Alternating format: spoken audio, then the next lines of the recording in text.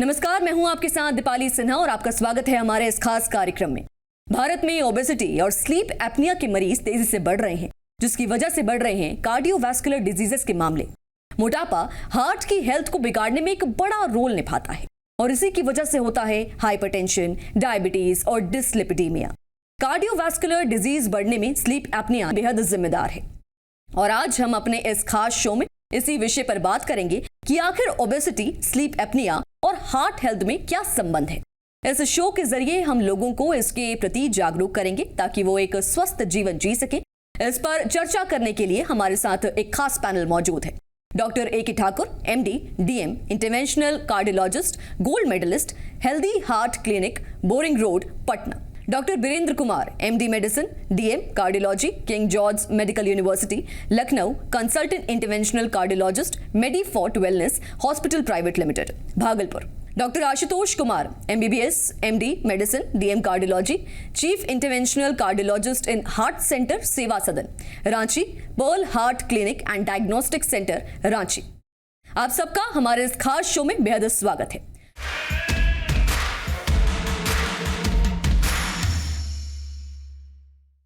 Doctor A K Thakur, मैं सबसे पहला सवाल आपसे लेना चाहूंगी, ओबेसिटी यानी मोटापा हार्ट फेलियर के लिए कितना बड़ा खतरा माना जाता है? हार्ट फेल्यूर, ओबेसिटी जो है, मोटापा के कारण बहुत सारे बीमारी हो सकते हैं, जैसे डॉक्टर साहब ने बताया।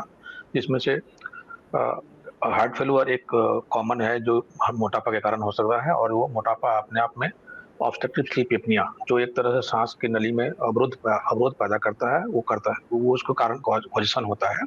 और ऑब्स्ट्रक्टिव स्लीप एपनिया कॉमन होता है मोटापे ग्रसित व्यक्तियों में। एंड स्टडीज शो किया है कि कम से कम 70% ऑफ द ओबेज इंडिविजुअल के में ऑब्स्ट्रक्टिव स्लीप एपनिया हो सकता है। और रिपीटेड एपिसोड अगर होता है, बार बार होता है, जैसे सांस टूट जाता है, सांस लेने में दिक्कत होती है, interrupted breathing can cause hyperventilation and hypertension हो सकता है, और उसके कारण से significant risk factor heart disease हो सकता है, हार्ट स्ट्रोक हो सकता है, हाइपरटेंशन हो सकता है, और वेरियस हार्ट इरेगुलरिटी जैसे एट्रियल फिब्रिलेशन हो सकता है, डिसरिथमिया हो सकता है, कोरोनरी आर्टरी डिजीज हो सकता है, और वो अल्टीमेटली जैसे करके हार्ट मायोकार्डियल इन्फेक्शन जैसे हार्ट अटैक जिसको कहते हैं, और वो finally that can lead to stage of heart failure, different stage of heart failure. Doctor Birendra Kumar, मेरा अगला सवाल आपसे है, स्लीप एपनिया होता क्या है और ये हार्ट डिजीजेस से कैसे लिंक्ड है? स्लीप एपनिया बेसिकली एक बीमारी है जिसमें मरीज अपनी नींद पूरी नहीं ले पाता है। स्लीप के दौरान उसकी नींद बार बार ब्रेक हो जाती है। ये काफ़ी आम बीमारी है। आप रोज़मर्रा की ज़िंदगी में भी अगर बात करें तो वैसे लोग जो बहुत तेज़ खर्राटा लेते हो, नींद के दौरान उनकी नींद टूट जाती हो, कई बार ऐसा लगता हो जैसे सांस बिल्कुल रुक गई है, और या फिर बिल्कुल मरीज नींद में बिल्कुल गैस कर रहा हो, जैसे ऐसा लगता है जैसे उसकी सांस रुक गई, बिल्कुल उसके बाद मरीज बिल्कुल मृत समान हो जाता है। तो ये बहुत आम है, स्लीप एपनिया इसी कंडीशन को कहते हैं। प्रॉब्लम ये है कि हमारे समाज में खर्राटा लेने को बिल्कुल एक नॉर्मल बात समझा जाता है, जबकि ये बिल्कुल एक बड़ी बीमारी है। और स्लीप एपनिया बीमारी का रूप तब ले लेता है जब कोई मरीज बार बार नींद में उसकी नींद ब्रेक हो जा रही है और वो नींद पूरी नहीं कर पा रहा है। कई बार वो ब्रेथ बिल्कुल रुक जाता है, ब्रेथ होल्डिंग में चली जाती है, एपनिक हो जाता है। एपनिया का मतलब ही होता है सांस का रुक जाना। अगर ये एपनिक स्पेल बार बार हो रहा है, जिसको जानने के लिए हम कई बार तरह के टेस्ट कराते हैं, पॉलीसोनोग्राफी होता है जिसे स्लीप एनालिसिस बेसिकली करते हैं, स्लीप का अध्ययन करते हैं। उस दौरान अगर रात्रि के दौरान नींद में बार बार इनका नींद टूट रहा हो किसी मरीज का, और ऐसा 15 बार से ज़्यादा 1 घंटे में हो रहा हो, या मरीज को बहुत सारे सिम्टम है जैसे स्नोरिंग हो रहा है, दिन के समय में वो फ्रेश नहीं रहा हो, महसूस नहीं करता हो, मॉर्निंग में बहुत सर दर्द होता हो, या बैठे बैठे सो जाता हो, दिन में काम में कॉन्सेंट्रेट नहीं कर रहा हो, उसका मूड थोड़ा लबाइल हो रहा है, ऐसे सिम्टम्स अगर हो रहे हैं और मरीज खर्राटा लेता हो तेज, और उनकी एनालिसिस की जाए और 5 एपिसोड्स भी 1 घंटे में रात के स्लीप के दौरान अगर उसकी नींद ब्रेक हो रही है, एपनिक स्पेल्स हो रहा है, तो फिर हम लेबल करते हैं कि ये स्लीप एपनिया है। और उसमें सबसे कॉमन है स्लीप एपनिया में ऑब्स्ट्रक्टिव स्लीप एपनिया। तो स्लीप एपनिया एक बीमारी है जिसको हमारे समाज में बिल्कुल नॉर्मली एक्सेप्ट करते हैं हम लोग, इसे बीमारी समझते नहीं है। ये जानना भी ज़रूरी है कि एक बीमारी है और इसका हृदय की बीमारी से काफ़ी लेना देना है। ये बड़ा रिस्क फैक्टर होता है। ज़्यादातर हृदय की बीमारी जो कॉमन रिस्क फैक्टर्स हमारे हार्ट डिजीज़ के हैं, ब्लड प्रेशर, शुगर, कोलेस्ट्रॉल का बढ़ना, ये सब इनसे लिंक्ड है, स्लीप एपनिया से लिंक्ड है। जब भी एपनिया या जब सांस रुकता है मरीज का, स्लीप एपनिया के मरीज का, उस दौरान शरीर में ऑक्सीजन की कमी होती है। इस ऑक्सीजन की कमी की वजह से पूरे शरीर का एनवायरनमेंट जो है इन्फ्लामेटरी हो जाता है। एक सूजन का माहौल शरीर के अंदर होता है जिससे अलग अलग ऑर्गन प्रभावित होती है। हमारे जो ब्लड फ्लो जो आर्टरीज में आती है वो रिलेटिवली ज़्यादा कंप्लायंट नहीं रहती हैं और ब्लड प्रेशर बढ़ने लगता है। साथ ही स्ट्रोक की संभावना बढ़ जाती है। इंसुलिन का रेसिस्टेंस भी ऐसे लोगों में होता है क्योंकि ज़्यादातर स्लीप एपनिया के मरीज ओबीज भी होते हैं, मोटे होते हैं और उनमें फैट सेल्स जो है इंसुलिन के रेसिस्टेंस को बढ़ाता है। तो ओवरऑल देखा जाए तो स्लीप एपनिया एक बीमारी है जिसमें मरीज की नींद पूरी नहीं होती है, वो टूट जाती है और इस दौरान जब नींद ब्रेक होती है तो ऑक्सीजन की शरीर में कमी होती है जिसकी वजह से हार्ट के अलग अलग तरह की बीमारी होती है जिसमें कोरोनरी आर्टरी डिजीज भी शामिल है, ब्लड प्रेशर का बढ़ना, शुगर कंट्रोल नहीं होना, कोलेस्ट्रॉल बढ़ना, और ये सारे रिस्क फैक्टर्स आपस में मिलकर हृदय की बीमारी को जन्म देते हैं। डॉक्टर आशुतोष कुमार, मैं आपसे जानना चाहूंगी, मोटापे से ग्रसित लोगों में स्लीप एपनिया कितना आम है और ये हार्ट हेल्थ के लिए कितना बड़ा कंसर्न है? मोटापा यानी कि ओबेसिटी और स्लीप एपनिया ये काफ़ी एक दूसरे से जुड़ा हुआ सब्जेक्ट है। ओबेसिटी एक बहुत प्रमुख रिस्क फैक्टर है स्लीप एपनिया का। हमारे देश में एक नेशनल सर्वे के अनुसार लगभग 20 से 25% लोग ओबेसिटी के शिकार हैं और स्लीप एपनिया का इंसिडेंस हमारे इस बात पर निर्भर करता है कि ओबेसिटी किस ग्रेड का है। अगर माइल्ड ओबेसिटी है तो लगभग 40% लोग माइल्ड ओबेसिटी में स्लीप एपनिया से ग्रसित हैं और अगर ओबेसिटी काफ़ी ज़्यादा है, जिनकी BMI 40 ज़्यादा है, उसमें लगभग 90% तक स्लीप एपनिया का इंसिडेंस है। इसलिए इस बात पर निर्भर करता है कि हमारा ओबेसिटी कितना ज़्यादा है। स्लीप एपनिया के कारण हमारा एक प्रॉपर ऑक्सीजनेशन नहीं हो पाता, रात को बार बार नींद टूटती है, सर्कुलेशन प्रॉपर नहीं होता, हार्ट पे जोर पड़ता है, हार्ट पे जोर पड़ने के कारण हमारा सर्कुलेशन ठीक से नहीं होता है, जिससे heart failure, arterial fibrillation, blood pressure, cholesterol, diabetes, इन पे काफ़ी विपरीत प्रभाव पड़ता है।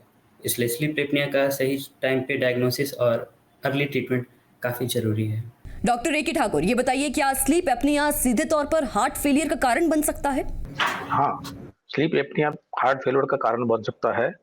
डायरेक्टली ये हार्ट फेलियर ले सकता है। जैसे मैंने बताया कि स्लीप एपनिया में इन्फ्लेमेटरी सब्सटेंसेस प्रोड्यूस होते हैं, ओबेसिटी में भी होते हैं और स्लीप एपनिया उसको और एग्रावेट करता है, जो अल्टीमेटली इंडोथेलियल जो ब्लड वेसल हम लोग के सप्लाई वाले होते हैं उसके जो आंतरिक जो स्तर होते हैं, लेयर होते हैं, इंडोथेलियल सेल कहते हैं, उसका डिसफंक्शन लीड करता है, जिसके कारण से उस मोटापा से ग्रसित और स्लीप एपनिया से ग्रसित व्यक्तियों में खून जमने की जो प्रवृत्ति होती है, थक्का बनने की प्रवृत्ति, वो बढ़ जाती है। एथेरोस्क्लेरोसिस होने की समस्या ज्यादा होती है और इस तरह से वो रूप ले सकता है कोरोनरी आर्टरी डिजीज का, जो कि हमारे जो हार्ट के जो वेसल नली है ब्लड सप्लाई का, उसमें अवरोध पैदा करता है और वो धीरे धीरे एक स्टेज में पहुंच जाते हैं जिसके कारण से हार्ट की सप्लाई उस नली के द्वारा पूर्णतः कट ऑफ हो सकता है और वो ले सकता है रूप हार्ट अटैक का,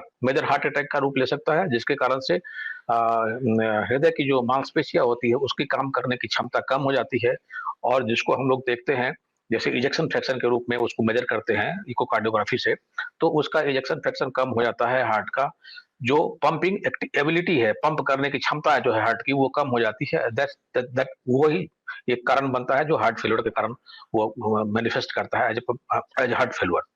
डॉक्टर वीरेंद्र कुमार, मैं आपसे जानना चाहूंगी, ऑब्स्ट्रक्टिव स्लीप एपनिया का अर्ली डायग्नोसिस कैसे होता है और ये कितना इंपॉर्टेंट है और इसे डिटेक्ट कैसे किया जा सकता है? ऑब्स्ट्रक्टिव स्लीप एपनिया का अर्ली डायग्नोसिस बहुत इंपॉर्टेंट है। उसके दो कारण हैं। अगर आप जल्दी पता करते हैं कि ये बीमारी है किसी मरीज में तो उसका इलाज आप जल्दी कर सकते हैं और इस तरह से होने वाले हार्ट के जो डिफरेंट डिजीजेज हैं जो लिंक हैं ऑब्स्ट्रक्टिव स्लीप एपनिया से, उसको एक तरह से प्रिवेंट किया जा सकता है। तो diagnosing sleep apnoea at early stage is very important. मतलब ये बहुत ज़रूरी इसलिए भी है क्योंकि जल्दी आप डायग्नोज करेंगे तो जो होने वाले हार्ट की बीमारी और ब्रेन के स्ट्रोक्स और डायबिटीज़, ब्लड प्रेशर, कोलेस्ट्रॉल का बढ़ना, ये सब रोका जा सकता है। तो ये एक बहुत बड़ा स्टेप होगा किसी मरीज के लिए। प्रॉब्लम ये है कि हमारा समाज स्लीप एपनिया को बीमारी मानता नहीं है। तो उसके जो सटल सिम्टम्स हैं, जो सिम्टम्स इस बीमारी के होते हैं, उसको हम नॉर्मली एक्सेप्ट करते हैं कि ये नॉर्मल चीज़ें हैं। ज़्यादातर मरीज बहुत कम सिम्टम्स बता पाता है, क्योंकि ये सारे लक्षण जब वो सोया होता है उस समय ज़्यादा प्रोमिनेंट होते हैं। तो जो मरीज की वाइफ है या घर के लोग हैं, वो ज़्यादा गाइड कर पाएंगे इसको पकड़ने में, इस बीमारी को डायग्नोज करने में। अगर वाइफ ये रिपोर्ट करती है कि इनके बहुत लाउड स्नोरिंग करते हैं, खर्राटे बहुत तेज लेते हैं, इनकी नींद बीच बीच में रुक जाती है, तेज इतना खर्राटा होता है कि इनके साथ बिल्कुल कोई दूसरा व्यक्ति उस कमरे में नहीं रह सकता, और ये चोकिंग होता है, ऐसा महसूस होता है बीच बीच में सांस इनकी रुक जाती है। मरीज नॉर्मली आपके पास आता है तो उसको थकान, बहुत ज़्यादा फ्रेश नहीं हो लगना, सुबह में सरदर्द होना, मॉर्निंग में इतना फ्रेश नहीं होना, काम में कंसंट्रेट नहीं कर पाना, और साथ में ब्लड प्रेशर और शुगर, ये सब सिम्टम्स या हाई कोलेस्ट्रॉल लेके आता है। तो अर्ली डायग्नोसिस ये इसलिए ज़रूरी है क्योंकि ये इसके लक्षण इतने सटल हैं और सोशली एक्सेप्टेड हैं। तो to diagnose it at a very early stage is very important. क्यों? क्योंकि इससे लिंक्ड है कि हम ऐसे व्यक्ति में आने वाले हार्ट के खतरे को रोक सकते हैं। इनको फ्यूचर में ब्लड प्रेशर की बीमारी हो, शुगर हो, कोलेस्ट्रॉल इनका बढ़े, एट्रियल फिब्रिलेशन जैसी बीमारी हो जिसमें दिल की गति रफ्तार तेज हो जाती है, एट्रियल फिब्रिलेशन की बीमारी से स्ट्रोक रिलेटेड है, ब्लड प्रेशर की बीमारी, शुगर की बीमारी और कोलेस्ट्रॉल की बीमारी से फ्यूचर हार्ट अटैक को रोका जा सकता है। हार्ट फेलियर में ऐसे मरीज, हमें पता है कि कोरोनरी आर्टरी डिजीज और ब्लड प्रेशर की बीमारी ये और शुगर की बीमारी, these are the leading causes of heart failure. तो हार्ट फेलियर का इतना बर्डन है कंट्री पे, कोरोनरी आर्टरी डिजीज का इतना बर्डन है, हाइपरटेंशन का बहुत ज़्यादा बर्डन है हेल्थ केयर इंफ्रा पे और पूरे कंट्री पे, और शुगर में तो हमें विश्व में सबसे नंबर 1 पे चल रहे हैं अनफॉर्चुनेटली। तो इन सब चीज को रोका जा सकता है। ये केवल मरीज के लिए इंपॉर्टेंट नहीं है, but early diagnosis will decrease the burden of the health care system also. Country पे जो हेल्थ केयर का लोड है उसको भी घटाया जा सकता है अगर आप अर्ली स्क्रीनिंग करें ऐसे लोगों का जो खर्राटे ले रहे हैं, ये पता करें कि इस ऑब्स्ट्रक्टिव स्लीप एपनिया है। अगर इनको रोका जाए तो future cardiac attack, future heart failure, future diabetic और हाइपरटेंसिव को रोका जा सकता है। Doctor Ashutosh Kumar, sleep apnoea को मैनेज करके अपने हार्ट को कैसे तंदुरुस्त रखते हैं? जी हाँ, जैसा कि हमारे अदर पैनलिस्ट ने बताया कि स्लीप एपनिया एक ऐसी बीमारी होती है जिसमें रात में हमारा स्लीप बार बार ब्रेक हो जाता है, टूट जाता है, और इस टूटने के कारण हमारा प्रॉपर ऑक्सीजनेशन नहीं होता है, सर्कुलेशन ठीक से नहीं होता है, जिससे हमारे शरीर के जितने भी स्ट्रेस हार्मोन है वो रिलीज होता है, और ये स्ट्रेस हार्मोन हमारे हार्ट पे काफ़ी ज़्यादा जोर लग पड़ता है, जिसका नकारात्मक प्रभाव हमारे हार्ट पे, सर्कुलेशन पे और अदर ऑर्गन्स पे पड़ता है। यहाँ तक भी देखा गया है कि अगर हम स्लीप एपनिया को ठीक कर ले सही टाइम पे, तो हमारा हार्ट फेलियर के इंसिडेंस को काफ़ी हद तक कम कर सकते हैं। यहाँ तक जिनके अगर पहले से हार्ट की बीमारी हो, उनमें भी वर्षनी को काफ़ी हद तक रोका जा सकता है स्लीप एपनिया को कंट्रोल करके। इसलिए स्लीप एपनिया को कंट्रोल करना काफ़ी ज़रूरी है। इससे heart, diabetes, stroke, irregular heart beating जैसी समस्याओं को काफ़ी हद तक कम किया जा सकता है, या इसे कम्प्लीटली रोका भी जा सकता है। डॉक्टर ए के ठाकुर, मेरा सवाल आपसे है, ओबेसिटी, स्लीप एपनिया और हार्ट डिजीज में इन्फ्लेमेशन का कितना बड़ा रोल है? स्लीप एपनिया और हार्ट डिजीज में इन्फ्लामेशन का बहुत बड़ा ही रोल है, खासकर पे क्रोनिक इन्फ्लामेशन जो कि लंबे समय तक चलते रहता है, और जिसका मुख्य कारण ओबेसिटी हो सकता है, स्लीप एपनिया हो सकता है। और ये दोनों, स्लीप एपनिया, ओबेसिटी वाले पेशेंट में इन्फ्लामेशन का जो अलग अलग जो तत्व होते हैं, साइटोकाइंस रिलीज होते हैं, वो फाइनल कॉमन पाथ जो हार्ट डिजीज को कॉज करते हैं। हम जानते हैं कि हमारे शरीर में जो एडिपोज टिश्यू, जैसे मतलब मोटापा वाले जो ऊतक होते हैं, उसमें से बहुत सारे इन्फ्लामेटरी साइटोकाइन रिलीज होते हैं। और स्लीप एपनिया में हाइपोक्सिया होता है, जिससे ऑक्सीजन की कमी बार बार हो जाती है।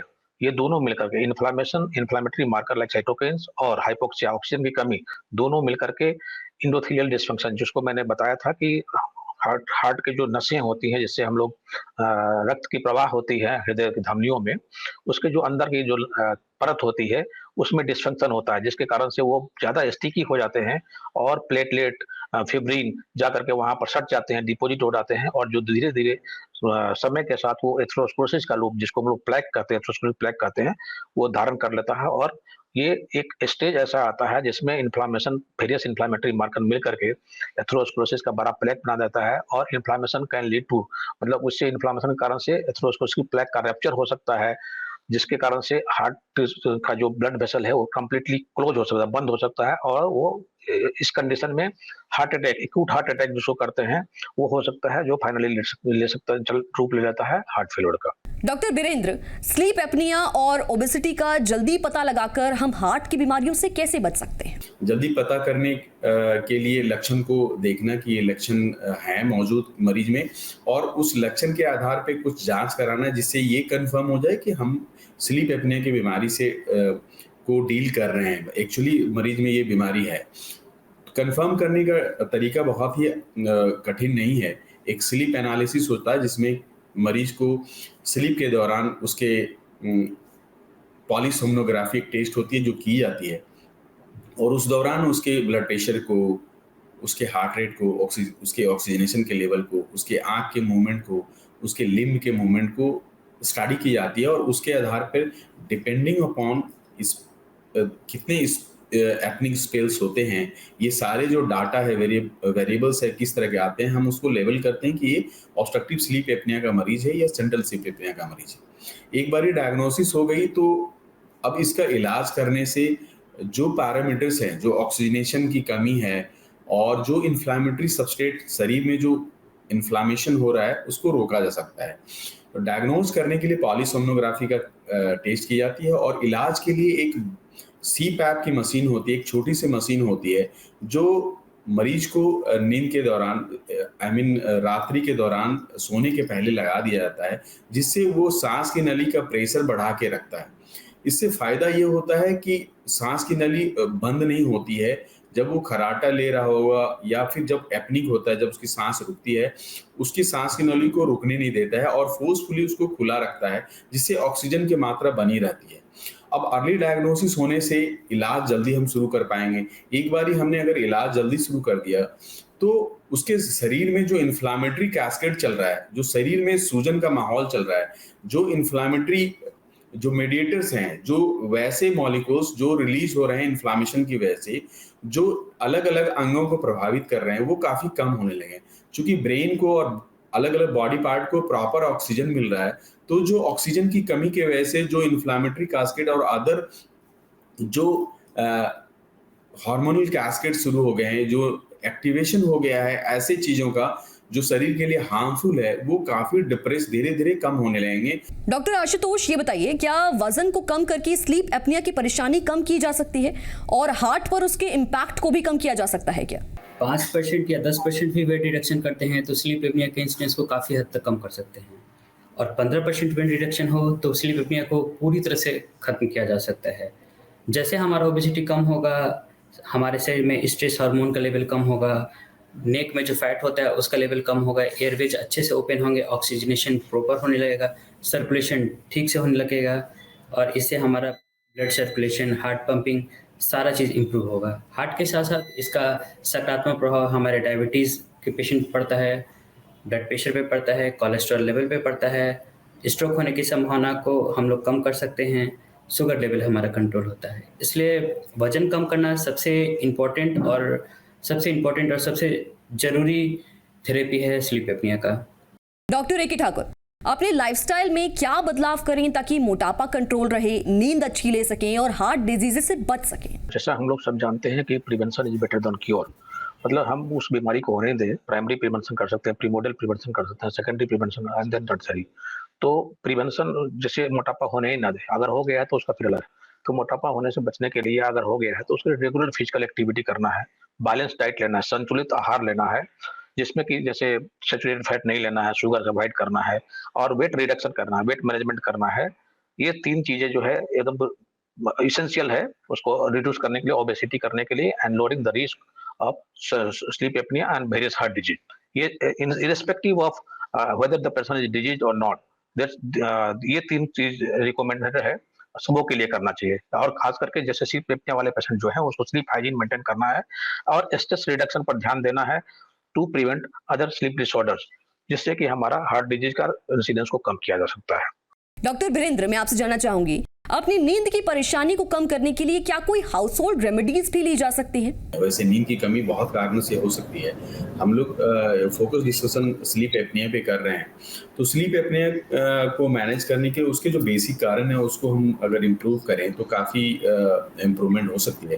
पहला तो वेट रिडक्शन है, जिसपे से डिस्कस किया गया, क्योंकि एक बार ही आपका वजन कम होने लगता है तो आपके गर्दन के आसपास का जो फैट लेयर है वो भी कम होने लगता है, तो आपके एयरवेज जो सांस की नली है उसका दबाव कम होने लगता है और स्लीप एप्निया में काफ़ी इंप्रूवमेंट होता है। तो weight reduction is first and foremost thing जिस पे आपको फोकस करना है। इसके अलावा स्लीप हाइजीन मेंटेन करना, आपको प्रॉपर स्लीप हाइजीन मेंटेन करना होगा, अदरवाइज एक timely sleep with a proper sleep hygiene is necessary. ये जरूरी है क्योंकि इसके बिना आप अच्छी नींद नहीं ले पाएंगे। आपका सर्केडियन रिदम जो डिस्टर्ब हो जाता है वो भी स्लीप को काफ़ी डिस्टर्ब करता है।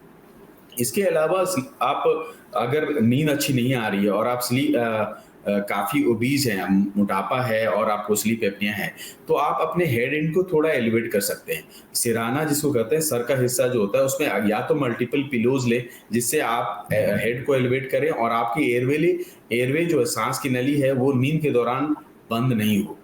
अगर आप सीधा सोने में आपको बार बार नींद की दिक्कत होती है या सांस रुक जाता है तो आप करवट ले सकते हैं, लैटरल पोजीशन जिसको कहते हैं। करवट की मुद्रा में सोने से और हेड एंड एलिवेटेड हो तो सांस की नली बिल्कुल स्ट्रेटन अप रहती है और वो बंद नहीं होती है। ये सब कुछ चीजें हैं जिससे कि आप काफी हद तक जो पोस्चरल करेक्शन है, लाइफस्टाइल करेक्शन है, ये कर सकते हैं। इसके अलावा वैसी चीजें जो हमें सिडेट करती हो या हमें बेहोश करती हो या नींद लाती हो, वैसी चीजों का सेवन कम करना चाहिए अगर आप स्लीप एप्निया के मरीज हैं। जैसे अल्कोहलिक को जो अल्कोहल का कंजम्पशन करते हैं या कोई ऐसी दवा खा रहे हैं जो नींद को बढ़ा देती है या सिडेट करती है, तो वैसी चीजों को भी मना करना है, क्योंकि एक तरफ वो नींद को तो बढ़ा देती है बट एयरवे को भी डिप्रेस करती है, आपके रेस्पिरेटरी एफर्ट्स को भी डिप्रेस करती है, जिसकी वजह से आप सांस प्रॉपर नहीं ले पाते नींद के दौरान। तो अल्कोहल और अदर सिडेटिव्स को रोकना होता है और उसे लिमिट करना होता है और रात्रि के समय तो बिल्कुल नहीं सेवन करना चाहिए।